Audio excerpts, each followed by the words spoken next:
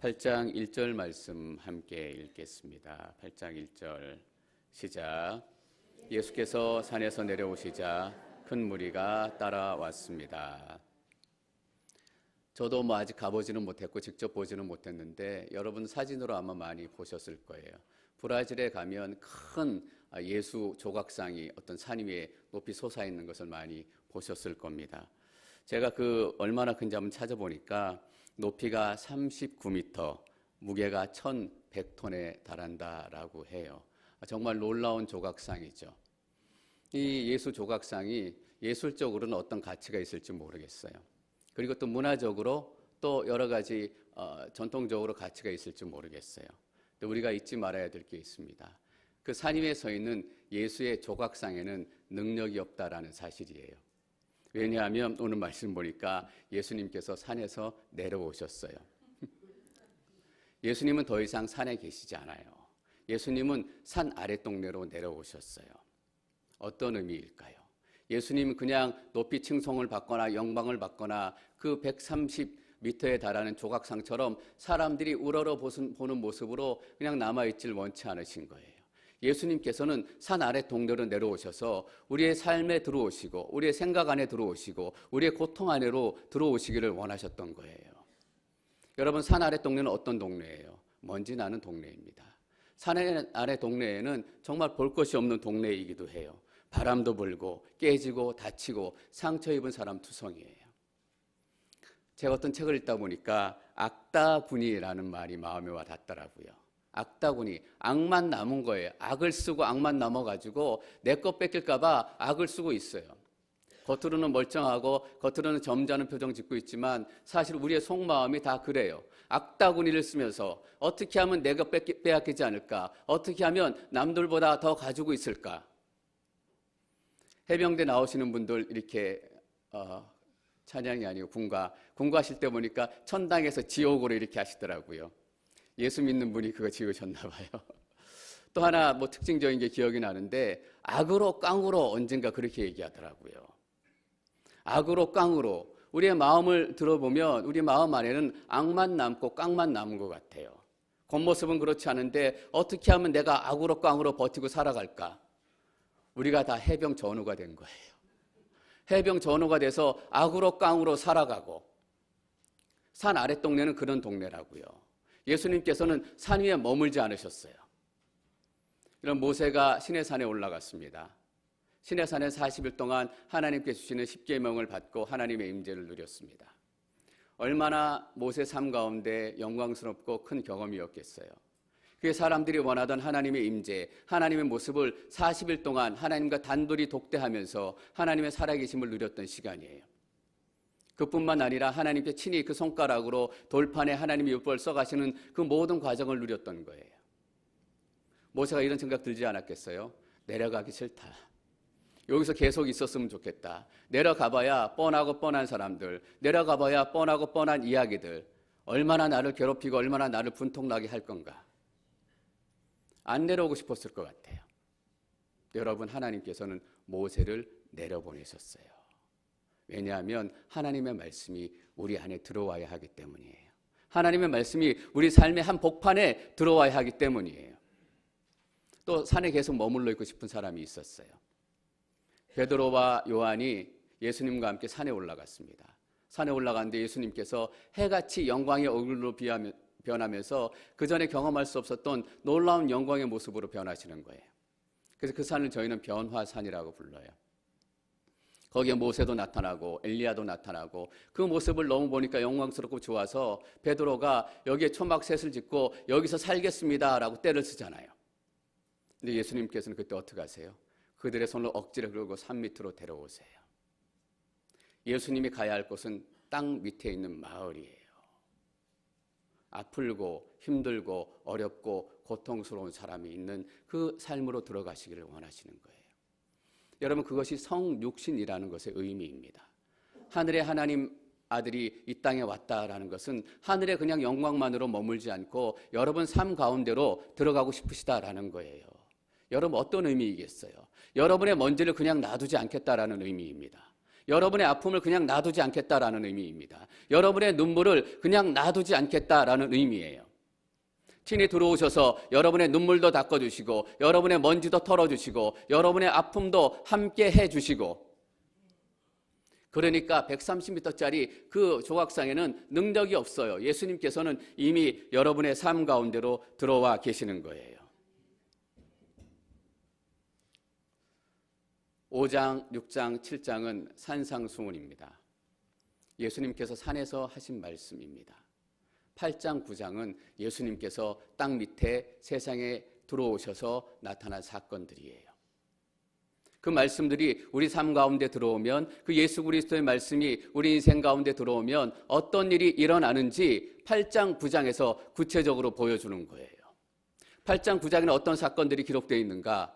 10개의 기적이 집중적으로 기록되어 있어요. 사실 어떤 사건들은 산상수훈 설교하시기 전에 일어났던 사건들이에요. 근데 산상수훈이 끝나고 난 그 자리에 마태가 10개의 기적 사건을 모았거든요. 왜 그랬을까? 의도가 분명하잖아요. 하나님이 말씀이 우리 가운데 들어오고 예수님이 우리 삶 가운데 들어오면 우리 안에는, 우리 인생 안에는 기적이 나타나게 될 것이다 라는 의미예요. 네 고통 가운데 예수 그리스도의 기적이 나타나고 너의 질병이 낫고 너의 아픔이 낫고 너의 고통이 떠나가는 하나님의 나라가 경험되어질 것이다. 10개의 기적입니다. 왜 10개를 맞추었을까? 여러분, 10은 충만함의 숫자잖아요, 성경에서. 그냥 한두 번 기적이 일어나고 한두 번 은혜를 경험하고 한두 번 괜찮아지는 게 아니라, 한두 번 기분 좋아지는 게 아니라 10개의 기적, 충만한 기적으로 네 인생이 변화될 것이다 라는 의미입니다. 그것이 말씀이 들어오고 여러분 가운데 예수 그리스도가 들어왔다라는 의미예요. 여러분, 예수 그리스도의 이름으로 선포합니다. 예수님께서 여러분 삶 가운데 들어오시면 여러분의 인생은 예수 그리스도의 기적으로 충만하게 될 줄 믿습니다. 이것이 하나님의 나라다라고 마태는 선포하고 싶은 것입니다. 하나님의 나라는 모든 질병도 떠나가고 모든 아픔도 떠나가고, 그래서 어떤 순서로 되어 있냐 하면 질병이 떠나가는 순서, 자연이 다스려지는 순서, 그리고 귀신이 떠나가는 그 순서로 기록이 되어 있습니다. 사람들도 회복되고 자연도 회복되고 영적인 세계도 회복된다라는 거예요. 여러분, 하나님의 나라는 그런 나라입니다. 조금 더 돈 많이 벌어서 조금 더 편안해지고 조금 더 괜찮아지고 조금 더 기분이 나아지고, 이것이 아니라 하나님의 나라는 하나님의 말씀이 여러분 가운데 들어와서 여러분의 인생이 바닥부터 바뀌어지는 거예요. 여러분을 묶고 있던 아픔이 떠나가고 이 세상을 묶고 있었던 자연의 모든 깨어진 질서도 회복되어지는 거예요. 예수님께서 폭풍을 잠잠케 하실 때 꾸짖으셨어요.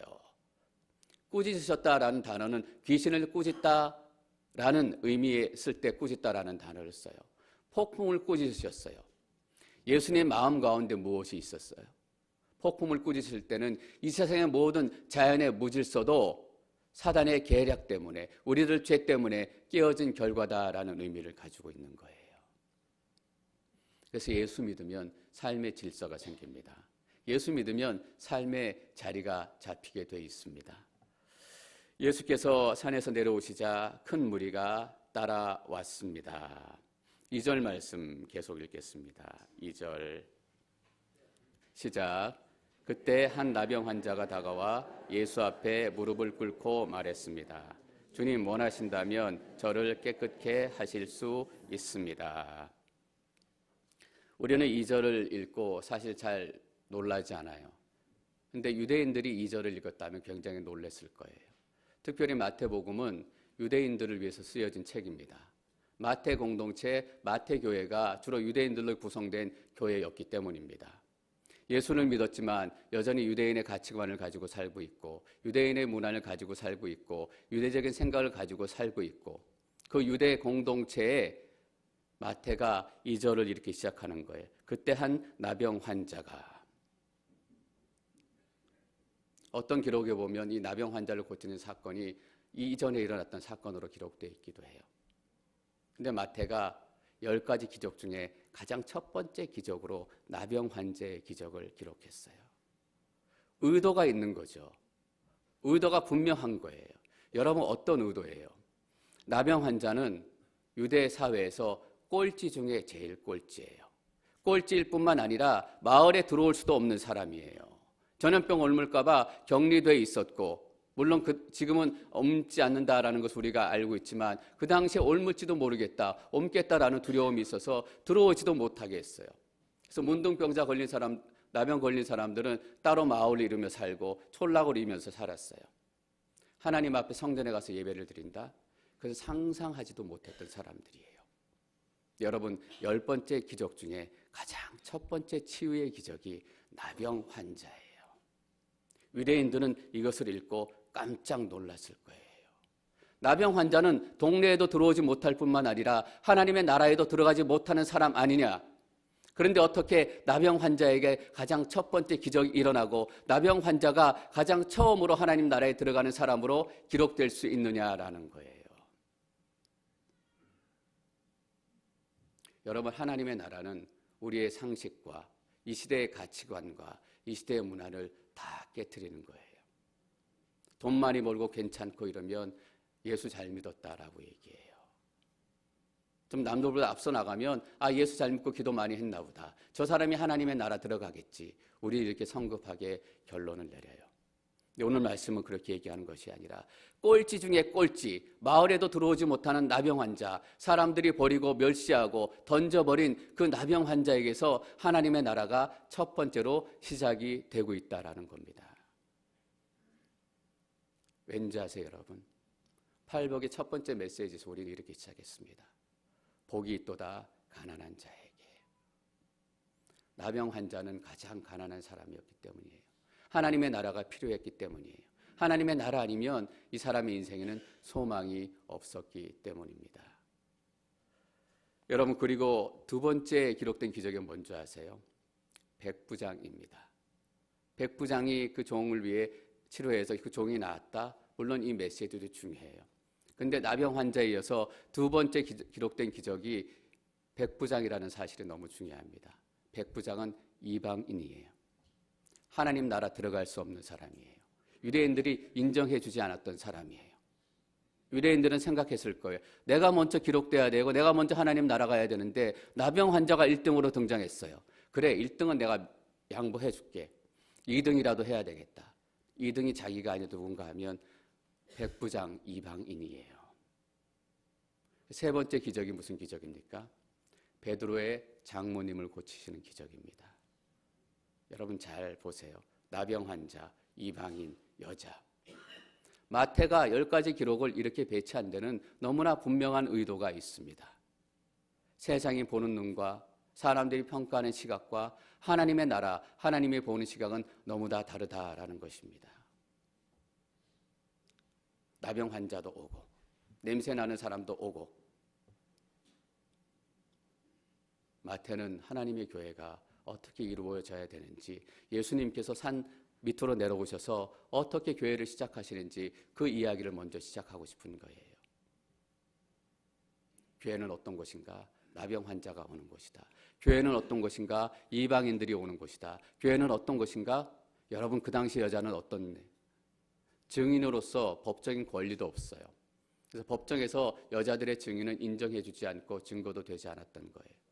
그런 여자들의 나라가 하나님의 나라고 그 여자들의 교회가 하나님의 교회다라는 거예요. 제가 앵커리지 온누리 교회 부임하고 한창 이런 내용의 설교를 많이 했습니다.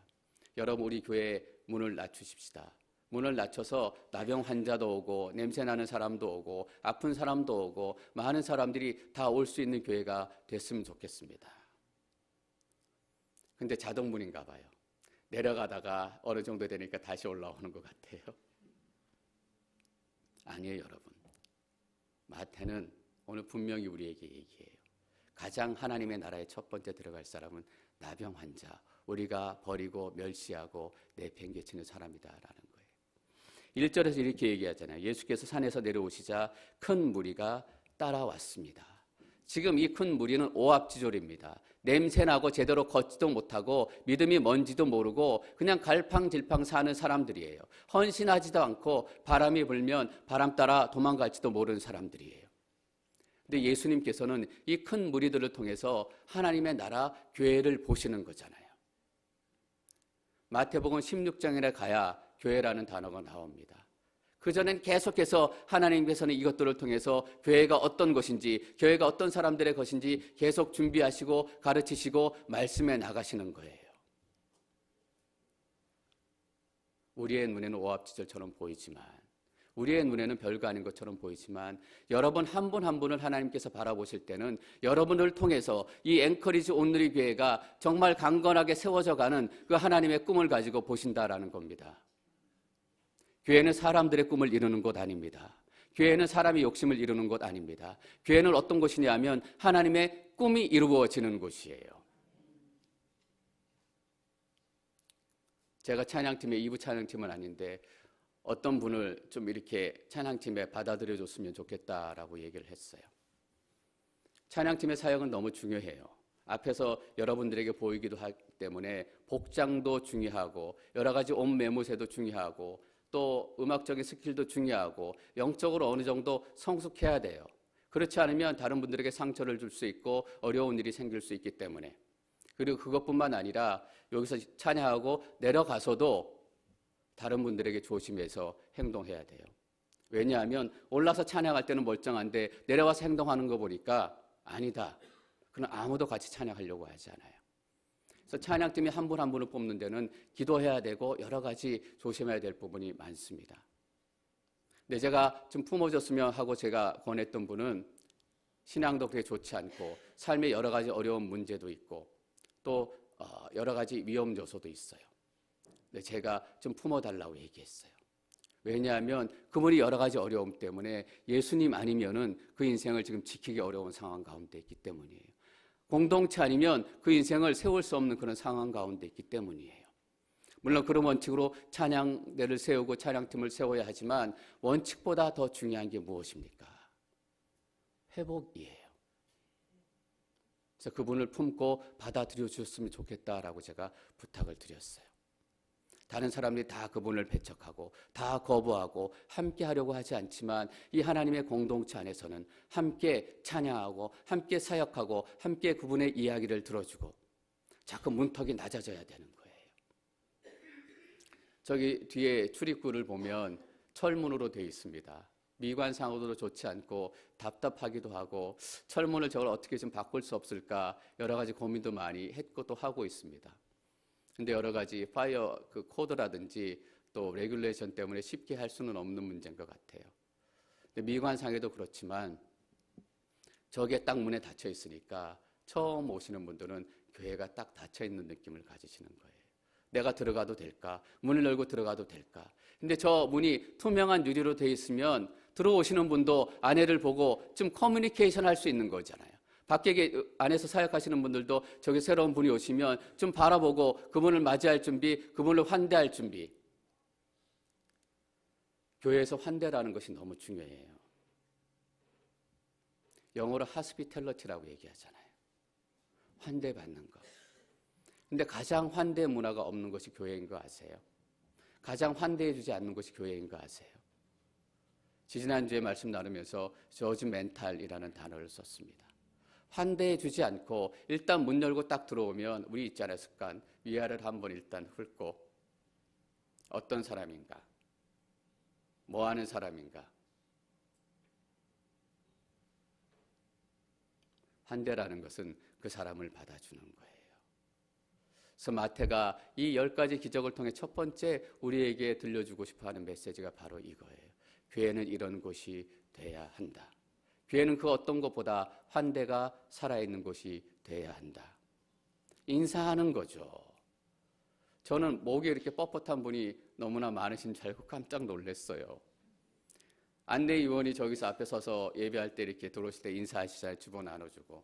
인사하시면 그냥 같이 인사하시고 안녕하십니까 하면 되는데 왜 이렇게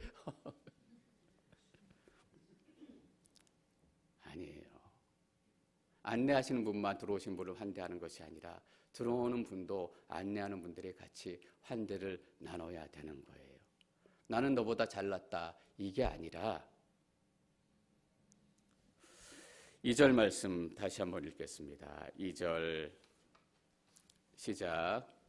그때 한 나병 환자가 다가와 예수 앞에 무릎을 꿇고 말했습니다. 주님 원하신다면 저를 깨끗게 하실 수 있습니다. 나병 환자가 예수님께 다가왔습니다. 소식과 소문을 들었을 겁니다.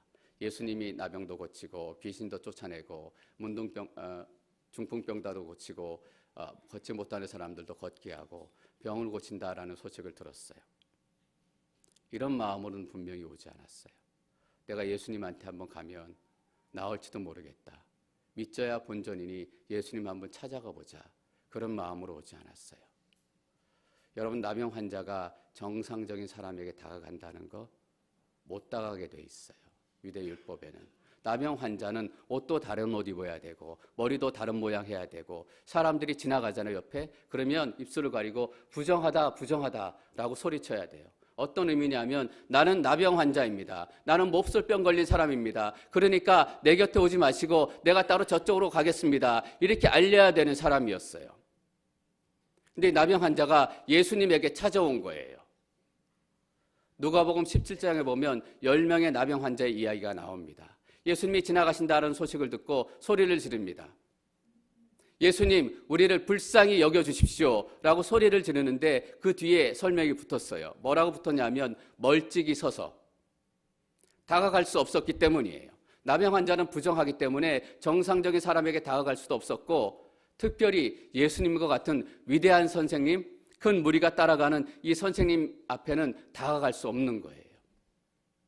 율법을 어기는 것이고, 그렇게 자기가 나병 환자인데 부정하다 소리치지 않고 몰래 다가가다 걸리면 돌에 맞아 죽을 수도 있다라는 거예요.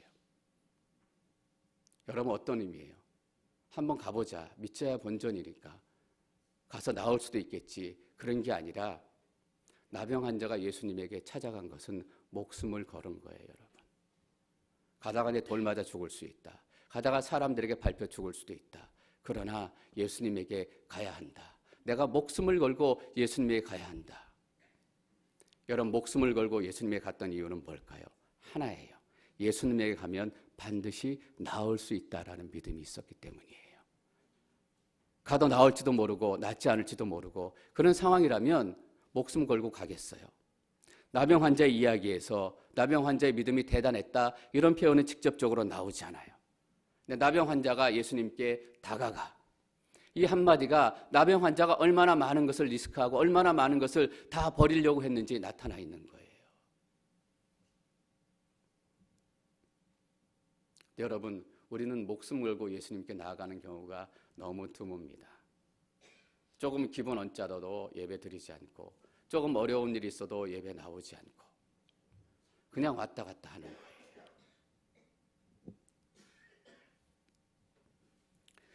나병 환자가 다가와 이 나병 환자에게는 절박함이 있었고 간절함이 있었고 눈물 끊는 애끓음이 있었어요. 여러분, 우리는 간절함이 신앙이라고 생각할 때가 너무나 많습니다. 눈물이 신앙이라고 생각할 때가 너무나 많아요. 근데 여러분, 간절함이 신앙이 아닙니다. 간절함은 뭐냐면 그 간절함을 가지고 예수님께 나아가는 거예요. 예수님께 나아가는데 장애물이 너무나 많아요. 이 나병 환자는 율법이 장애물이었어요.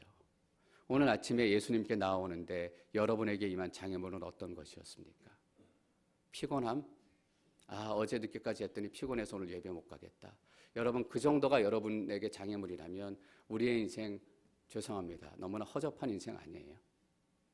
우리의 신앙 너무나 허접한 신앙 아니에요. 내가 좀 바쁘니까. 누구는 목숨을 걸고 나오는데, 누구는 인생을 걸고 나오는데, 그냥 가던 거니까 가자. 이 마음으로 와가지고 내가 하나님 앞에 내가 믿음이 있습니다. 하나님, 내게 은혜 주십시오.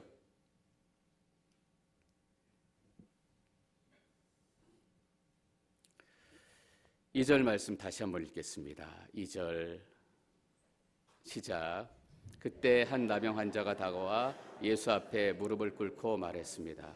주님 원하신다면 저를 깨끗하게 하실 수 있습니다. 전 여러분들이 무릎 꿇는 분들이 되기를 축원합니다. 너무나 자존심이 세가지고 자존심 빼면 다 시체져가지고 무릎 꿇지 않아요. 여러분, 이 무릎 꿇다라는 단어가 원래는 어떤 의미냐 하면 예배하다라는 단어입니다. 이 나병 환자는 예배 학교를 다니지 않았기 때문에 예배가 신학적으로 어떤 의미인지 몰랐어요. 하나님 앞에 예배한다는 것이 어떻게 하는 것인지 몰랐어요. 예배하다는 단어의 깊이도 몰랐고 그런 신학적 의미도 몰랐지만 이 나병 환자는 예배하는 삶이 어떤 삶인지는 알았다라는 거예요. 목숨을 걸고 예수 그리스도 앞에 나와가지고 예수 그리스도 앞에 무릎 꿇는 거예요. 예수 그리스도 앞에 엎드려 넘어지는 거예요. 근데 우리는 하나님 앞에 무릎 꿇지 않아요. 하나님 앞에 엎드리지 않아요. 하나님 앞에 기도할 때조차라도 우리는 우리의 자존심을 꺾지 않아요. 이렇게 얘기하는 분이 있더라고요. 나는 하나님 믿지 않습니다. 나는 하나님이 있는 것도 믿지 않고 그걸 나한테 얘기하지 마십시오. 근데 그분이 얼마 지나다가 어려운 일이 생겼어요. 근데 뭐라고 얘기하시냐면 하나님이 도대체 왜 나한테 이러는 줄 모르겠어요. 어떤 상황이 와도 하나님 앞에 무릎 꿇지 않아요. 어떤 상황이 와도 하나님 앞에 엎드리지 않아요. 자식이 죽어가도 남편이 죽어가도 아내가 죽어가도 그 알량한 자존심 하나 때문에 무릎 꿇지 않고 엎드리지 않고 그러면서 기적만 바라고 살아가요. 예, 맞아요, 여러분. 하나님은 은혜의 하나님이시고 긍휼의 하나님이에요. 우리가 그렇지 못할지라도 하나님께서는 우리의 삶을 돌봐주시고 우리의 자녀를 돌봐주시고 우리의 남편과 아내를 돌봐주실 분이에요. 여러분, 우리가 나병 환자를 통해서 배우는 것이 무엇이에요?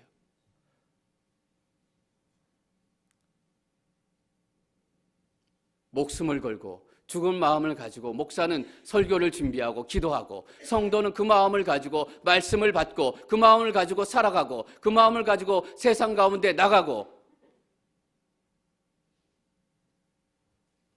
도대체 우리는 어떤 일에 목숨을 걸고 살아갑니까?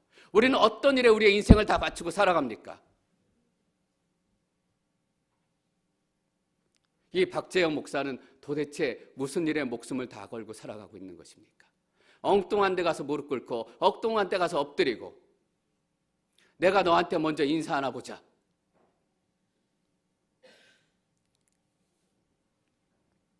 무릎을 꿇었다라는 것은 어떤 의미입니까? 내가 당신에게 내 인생 맡기겠습니다. 엎드렸다라는 것은 어떤 의미예요? 내가 당신 앞에 항복합니다.